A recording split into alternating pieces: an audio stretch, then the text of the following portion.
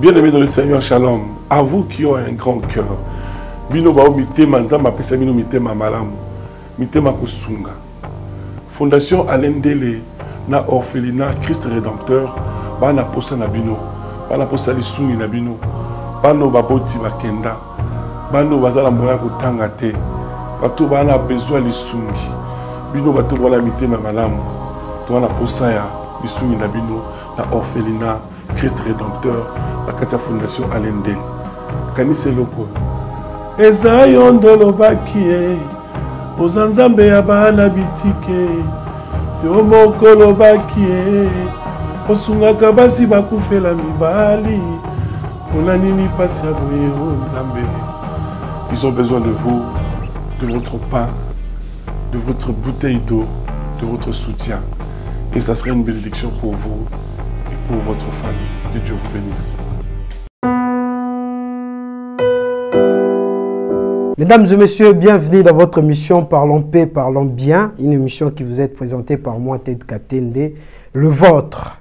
Alors, aujourd'hui, vers 2 heures, tout Congolais est censé savoir peut-être qu'est-ce qui s'est passé ou à la prison centrale de Makala. C'était vers 2 heures, comme je venais de le dire tantôt. Je sais que vous êtes nombreux à nous suivre de partout. Et vous avez peut-être eu des messages par rapport à la situation de la prison centrale de Makala. Il y a eu de coups de balle. Il y a eu de blessés, il y a eu de morts. Mais qu'est-ce qui se passe réellement? Est-ce que ces détenus voulaient-ils s'échapper? Est-ce que bateau bakangami, bateau bazana prison, basilika kipona likambo moko? Est-ce que ezali coup monté? Est-ce que ezali jeu politique? Est-ce que ezali pona ko déstabiliser gestion ya ministère ya justice? Question mark.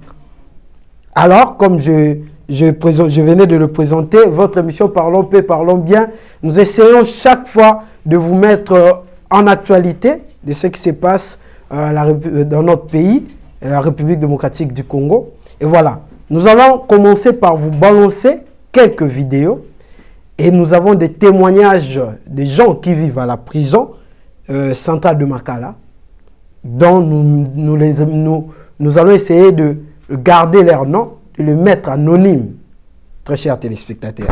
Alors, si la technique est bien évidemment avec moi, nous allons demander à M. Jordan Panzou de nous balancer la visite. Vous savez, avant de balancer déjà la vidéo, une idée m'est venue. À chaque fois qu'il y a une bonne nouvelle du côté du camp Félix Antoine Tshisekedi, le président de la République, du côté IDPS ou du côté USN, Union Sacrée pour la Nation. À chaque fois que nouvelle moroya bien et yaka, Toroyo Kambala Moko, nouvelle Moussousou, il y a bien été ayé. Est-ce qu'il y a une main noire sur la gestion de la République? Est-ce que l'eau moroya ça là que ceux qui Congolais ba sepeli na président na bango, ba sepeli na likamoro président na bango sali, lobi na ngoto yoka sango moro boye eux ça là, mais qu'est-ce qui se passe dans ces pays? Très chers téléspectateurs, je suis journaliste. Nana eloko yako pesa bino te à part quoi informer bino, quoi analyser na bino ensemble maambozo le kanamboka. Le samedi 31 Toyoki Mokonza Mboka a inauguré usine ya munene na combo ya Pepsi. Excusez nga, hein, l'enseigne excuse mingi na chaîne. Toujours ça la publicité, mais c'est ce qui s'est passé.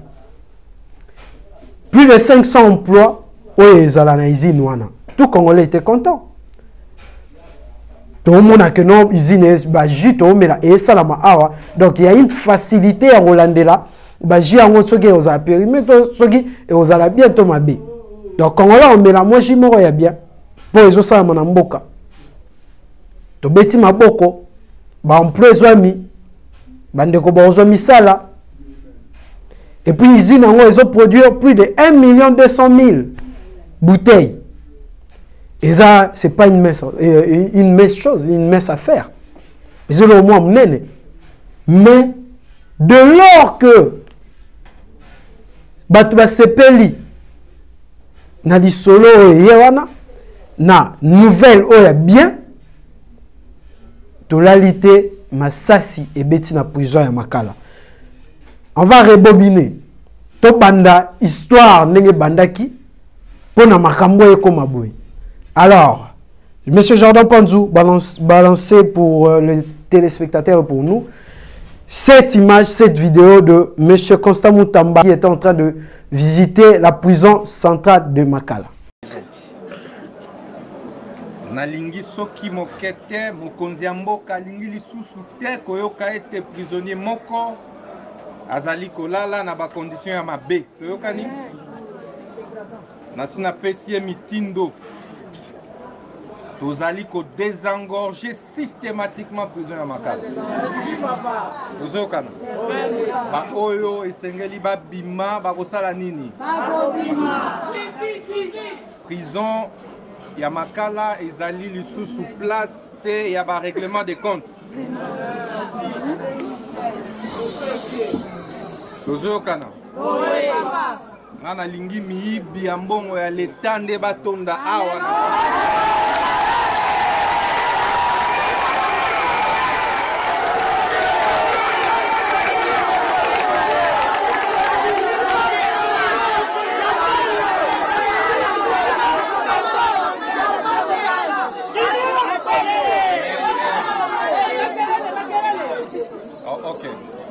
Oui, pour être tobandi, pour le processus, il y a des engorgements. Vous avez signé, arrêter à libération conditionnelle.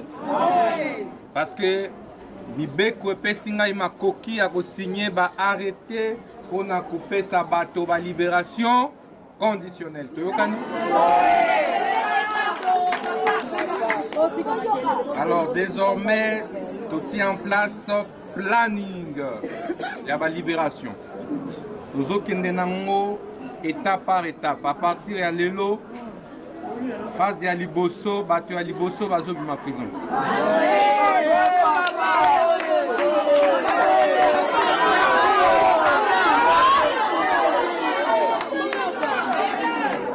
Nous avons malembe ma.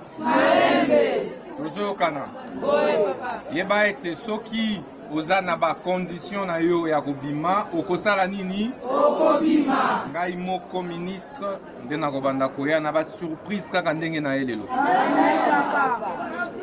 oyokani bozala kimia nazokende pour faire acte ya libération ya premier lot ya bato.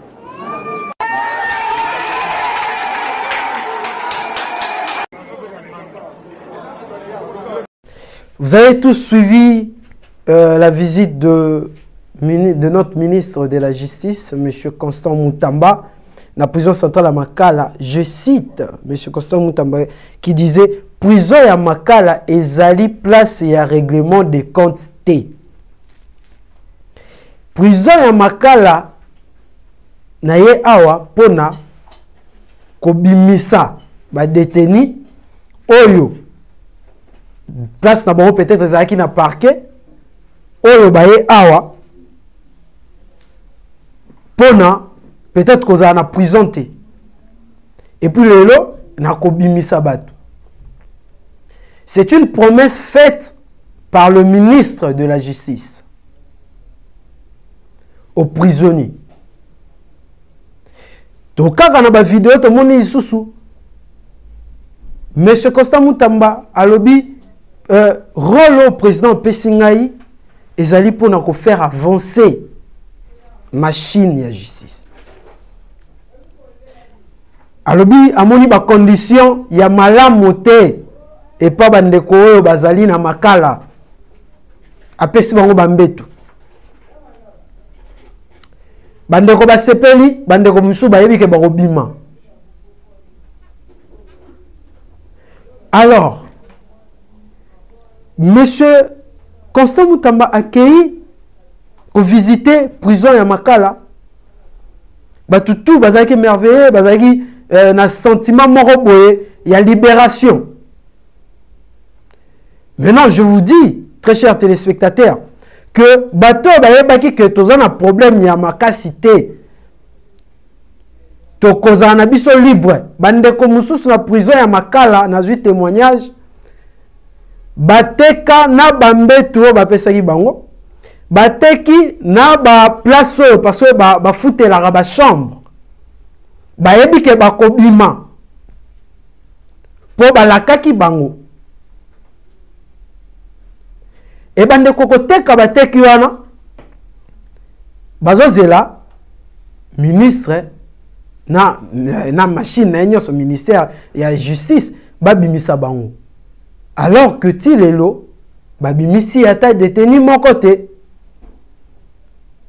Comme je venais de le dire dans bande l'émission ce bon landanga attentivement, est-ce que même noir moko et côté la politique il y a M. Constant Moutamba, c'est-à-dire la gestion, il y a un ministère, parce que peut-être ils veulent faire des choses bien, ne batouba au CPLAT. Tout le long, M. Constant Moutamba moni que, n'a pas ça, il va promesse peut-être, j'étais allé vite à la besogne, et n'a pas moi sima.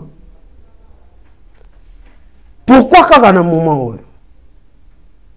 et vous savez tous, que na prison et bandeli na bandeli na mutu ya ba prisonnier nyoso balinga gouverneur.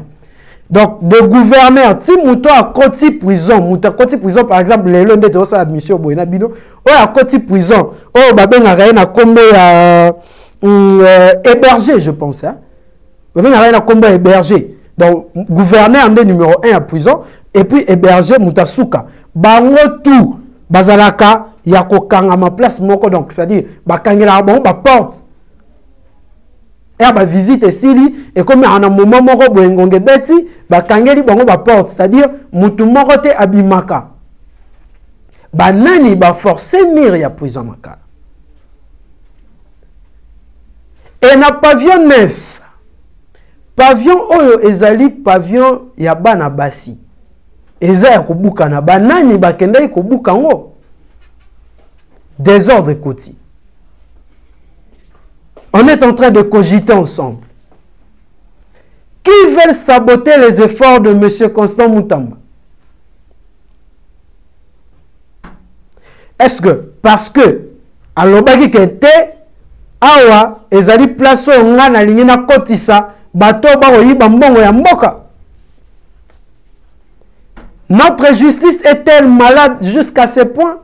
Oh, bolinga et avancé te bikate ba melise kisi te. Tomo melisi kisi, nde muta comprendre que kisi yo, nazo ke na ngombango mabe.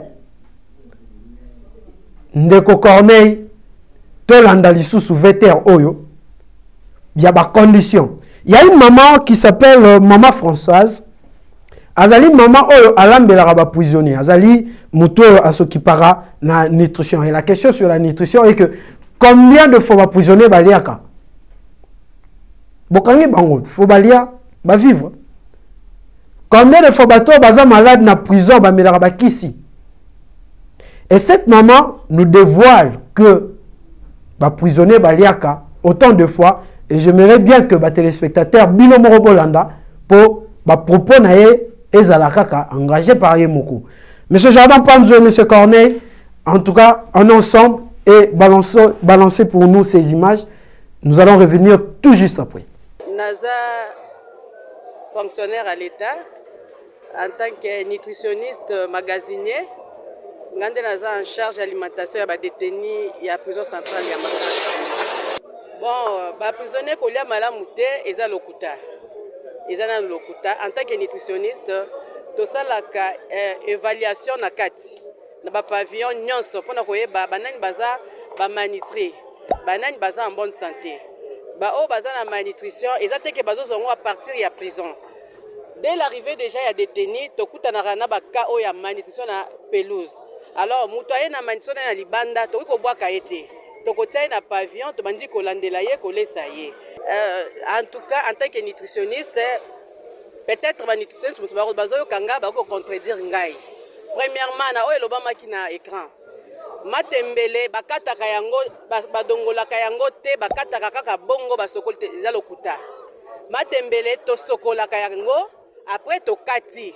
Mais to dongolaka te pona nini? En tant que nutritionniste ko dongola. So bozo epilcher ba légumes ezalaka bakati ya singa wana eza pena ba nutriments. To kataka oya makasi mais partie mususu ya se to kataka yango to lambi na matiti na kati po détenu azwa mutu azwa ba nutriments nyonso oyo eza essentiel na kati ya alimentation wana. Ba détenu awa toza na recette. To koma na recette en tout cas banda na koma na Makala na sala recette oyo eza vérifiable. Na magasin na sali 2 ans. 2 ans. Na za na 2 ans na magasin.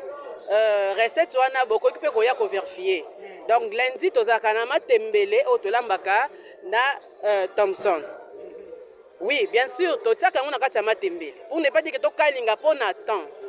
Talaka effectif à 15 000. Oza na matembele to yambaka 2900 kilos ya matembele. Alors il faut ko épilcher ko sokola kolamba ya totiaka Thompson na kati. To lambi ebeli to sokoli Thompson to sokoli matembe to lambi ebeli to bandi ko kabula na ba quantité ya ba pavillon. Mardi jour ya matembe to liaka na fufu. Fufu to lambaka 65 ya 50 kilos ya maïs. To lambi en raison ya 300 grammes par détenu. 300 grammes le cru. Masangu oya mubesu 300, manioc 100 grammes par personne. Nde to kosala to multiplier par effectif du jour to bimisi quantité wana. Yango pesa kangai 65 ya 50 kilos ya maïs plus 25 sacs ya farine ya manioc. Nde na lambaka jour oya fufu. Maintenant jour ya mardi to lambaka madesu na loso. Lolenge na biso pe libanda to lambaka madesu na loso. Ce jour la mi madesu na loso okoki ko kalinga pe ko kalinga le côté déjà lundi kutaliaki protéines animales, aller végétal na kati, mo ba fibre alimentaire ezali jour ya mardi aller madesu na loso, c'est déjà bon. Na tongo bouillie ezanga raté. To za na bouillie na biso na tongo. To liaka 2 fois. Donc na tongo déjà bouillie ezaka chaque jour. Mercredi to za na soso, to lambi soso to te aubergine, sauce aubergine. Matungulu na tomate na fufu. Jeudi tozongeli recette na biso ya mardi. Donc loso na madesu. Vendredi lokola mokolo ya lelo bauti kotala na bilili tomoni ndenge tozokaninga Thompson, tozolamba chou na biso na aubergine na fufu. Samedi tolambaka loso, tolambi madesu na soso. Mais comme tozana tamuke bato baleke belé ba four na biso pe. Eza pena ebele te, tozaka soso tokati yango mike. Lolenge ndeko o alobaki bakataka soso na 4 parties na lipeka eza lokuta. Tokata yango mike po totia na madesu parce que bakokabwa na kopo bamisile koko ta 3 4 5 pona mutu moko. Eza te kazoka oza ndamu wana kaka te. Wana eza samedi. Et c'est vérifiable pe samedi bokoya bokomo lolenge to salaka yango. To sokoi to tia na kata banzungu nyonso. Comme madesu eza na grande quantité, to tiaka soso na kati pe en tout cas ekozala ebele na kati bokomo na ndenge ekozala bakolia na loso. Dimanche tolamba recette ya jeudi loso na madesu nde tokope na soso pe lisusu topesi ba détenu pour dire vrai ba détenu en général baliaka 2 fois tango toza na poto et 15h 16h toza na biloko na biso ration o to bengaka ration ba malade baliaka 3 fois. Merci encore de rester branchés, merci encore de nous suivre sur votre chaîne Nouvelle Tendance. Vous savez, votre émission Parlons Paix, Parlons Bien, c'est une émission où c'est une émission socio-culturelle, c'est une émission aussi qui donne de bonnes nouvelles, qui donne de bonnes nouvelles, de nouvelles qui vous ont chères. Oyo binomoko bozalaka na posa ya koyoka. Alors merci na batunya sobalanda biso de partout.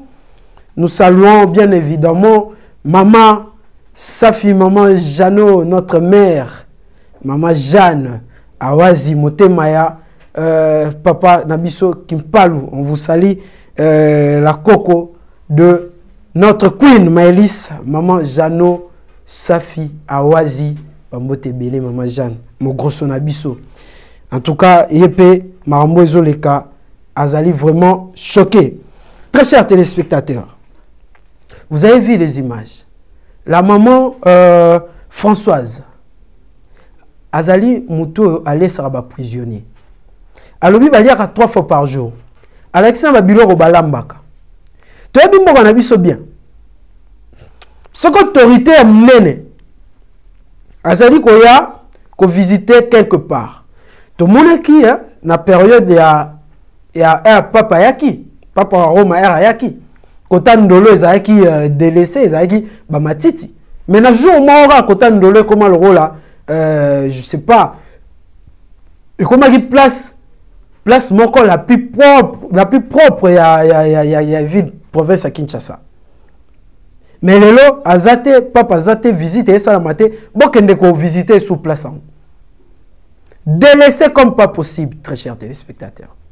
D'ailleurs, likambo ya potopoto balobaki ya bato babelaka ezarambala moko par jour. Ba situation ananyo, ba condition ananyo so bandeko wana bazo vivre. Ba misusu baza na prison, OK, bazaki condamné ba misusu kutu ba sambate, ba funda bango kaka. Et le ministre est conscient de ça. Yango lobaki a libérer bato. Lobby mini bazo sala. Pour déstabiliser le gouvernement. Pour déstabiliser la confiance du chef de l'État. Ou soit, par un moment, on peut comprendre que Makambo Oyoto Sala, Toko Kangote, Totika. Il y a qui tika zate. Le 2 septembre, à 2 h du matin, bato bakufi na prison centrale ya Makala, but ezanini, évasion, bato balingi bakima, bato baokima pona nini, muta okima na prison pona nini, peut-être pour la condamnation, on ne sait pas, question mark, peut-être pour la vie oiseau vivre, ça bien été, question mark, peut-être ça coup monté. Peut-être, c'est une question. On se pose des questions, biso nyonso. Naba ndeko ba Hollanda biso, naba Congolais nyonso. Oh ba Hollanda biso. Juste après une bonne nouvelle, il y a une mauvaise nouvelle. Oh Congolais nyonso azo comprendre te. Mesdames et messieurs, la libération a été promise par M. Constant Moutamba et y était. Ba arubi ndenge nazo kende boy na si ça va dossier batu babimite mais nani azo bloqué batu wana babima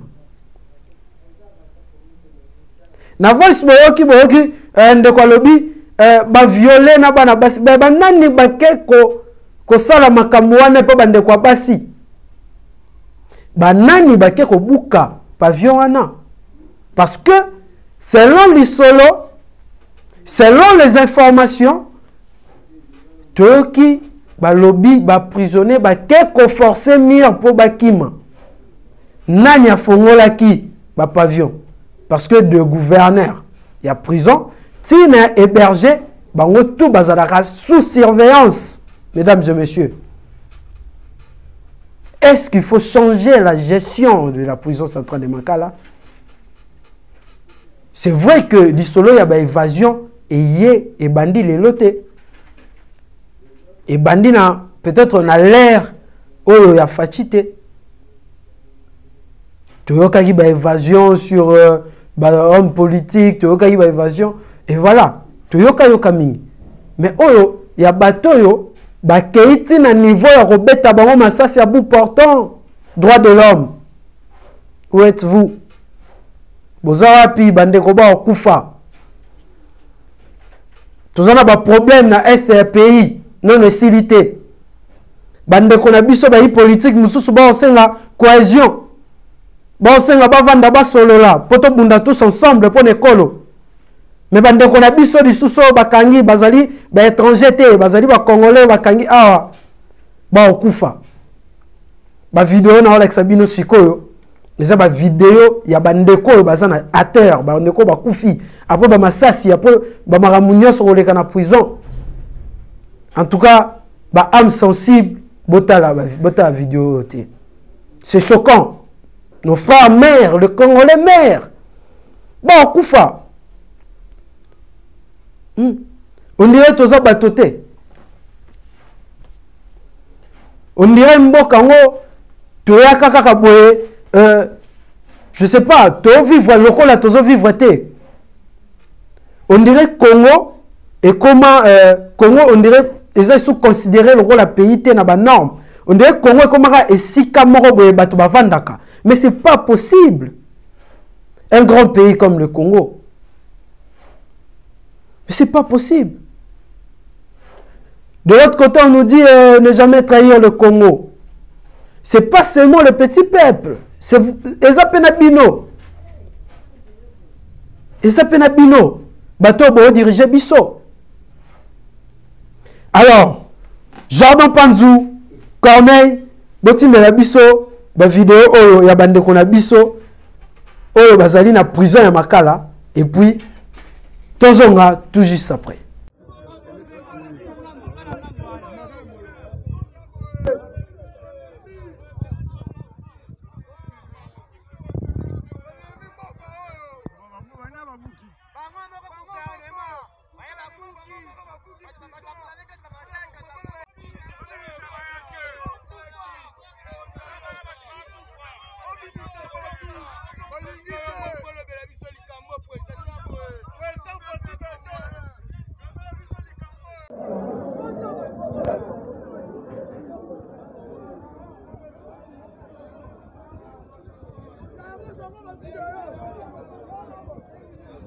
Très chers téléspectateurs, Ezapassi, nous demandons juste que la justice congolaise est encore plus forte qu'avant.